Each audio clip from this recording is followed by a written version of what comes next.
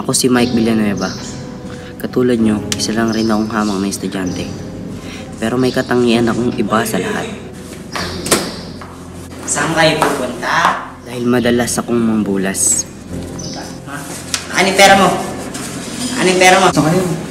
Kumusta kayo? Patrick? Uy, pare, gusto kay Bunny, ha? Uy! Uy, pangit! Bakla! Alamin mo!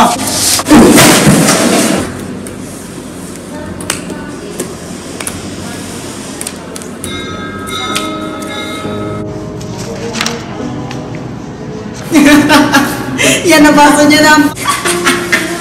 Tsaka na lang ang pangit mo kasi! Uy, Giovanni! Uy, Giovanni, ano nangyari sa'yo? Anya na naman ito siya siga-siga eh. Halos araw-araw na lang. Nakita mo ba yung ginawa kanina kay Bali? Pero ano? Baka naman Pre, wala yung bakla yun eh. Baka naman may mangyari kay Bunny ah. Sa ginagawa mo, halos araw-araw yan eh. Baka ba wala yun? Ngunit sa kabila ng aking pagbubulas, hindi ko akalaing magbabago ang lahat. Sa isang hindi inaasahang trahedya. Nagtangkang magpakamatay si Bunny. Sa mga oras na ito, dito ko lamang napagtanto sa aking sarili na ako ay nagkamali.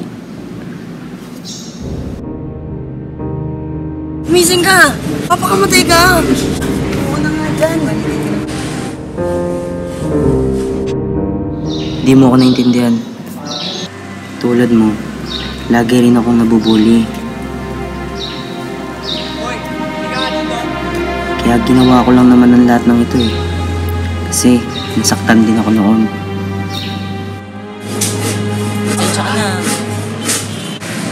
Friends.